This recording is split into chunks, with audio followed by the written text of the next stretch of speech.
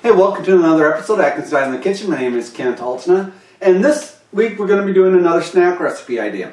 Yesterday was literally America's Test Kitchen in here as I was trying out variations of this recipe multiple different times, multiple different ways, and I think it finally came up with the winner. This week's recipe is going to be deep fried cheese balls, and come along with me as I cook them up. Alright, so I have about a 6-ounce chunk of cheddar cheese here. You can use cheddar cheese or any other cheese like Colby Jack or Swiss. I prefer to use a more flavorful cheese, like a medium sharpness cheddar cheese. So, cut them up. And I tried freezing the cheese before I battered it, as well as after I put the breading on it. And I really came to the conclusion that putting it in the freezer after I finished breading it came to a better cheese consistency. And then I did some variation testing on do thick cheese slices work better than thin cheese slices, and I came to after the conclusion that I did need to put it in the freezer, that having smaller cheese slices ended up helping the cheese balls, because if they were too thick, the inner piece of the cheese balls would still be frozen as the outer piece was just starting to melt out. So basically I'm cutting it into basically 1-inch rectangles, and that was my conclusion yesterday, that size and shape worked out the best.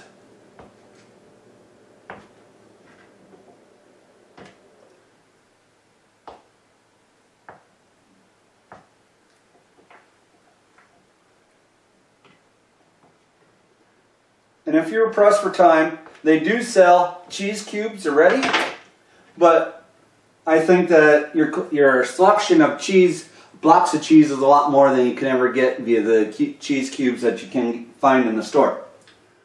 Alright, so with that done, we need to measure out a 1/2 cup of crushed pork rinds. Basically, I just took pork rinds and ran a rolling pin over it until they basically reached a consistency of just flakes. To that, I'm going to add a 1/2 cup of Parmesan cheese, grated, and roughly 1/4 teaspoon of Cayenne Pepper. At this point, you want to just mix it together.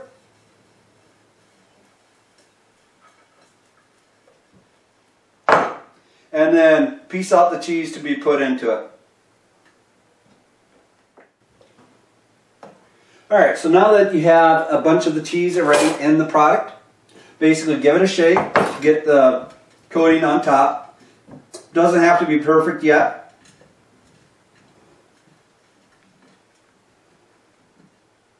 Alright, now we want to crack 2 eggs.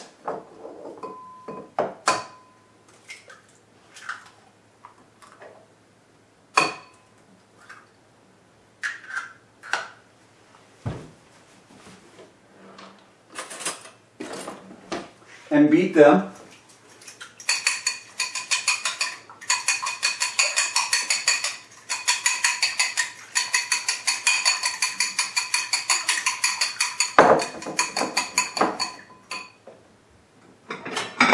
Grab a plate to put the cheese balls on. Alright. Take some of the pre-coated ones out.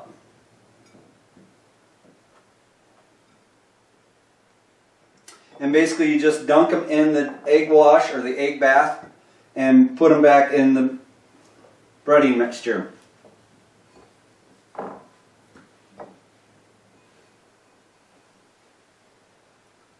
Trying to shake off any excess before you put it back in the mixture.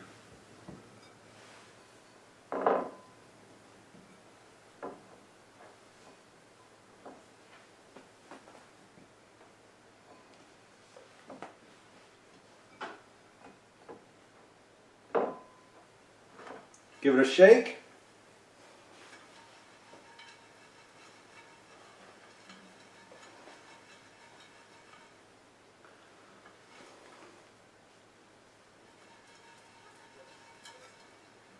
Alright, and then you take the completed pieces off.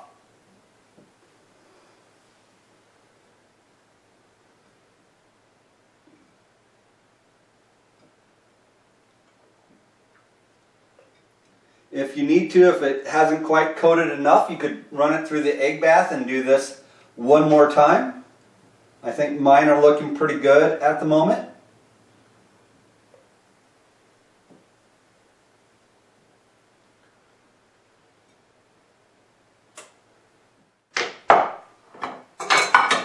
Okay, so there's the first batch of cheese balls.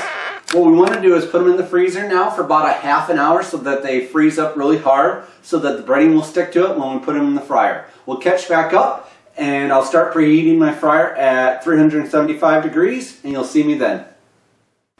Alright, so the cheese balls have been in the fridge for a little bit longer than I originally thought. I got called out on a fire call. So now comes a decision point. How do you want to fry them up? Well, if you have a deep fat fryer like I do, they work really well in there. However, you don't necessarily need a deep fat fryer. You could just take a frying pan and put about, a 1/4 inch to 1/2 inch of oil in the bottom and just fat fry them in there. You're actually guaranteed more of a success this way. The cheese balls won't leak out as much as they would within a deep fat fryer, but you don't quite get the same sort of country fare type taste out of it. So I have my oil preheated at 375 degrees, and basically at this point you're just tossing the cheese balls into the deep fat fryer. And you don't want to put too many in because obviously as the oil cools off they're more likely to leak out.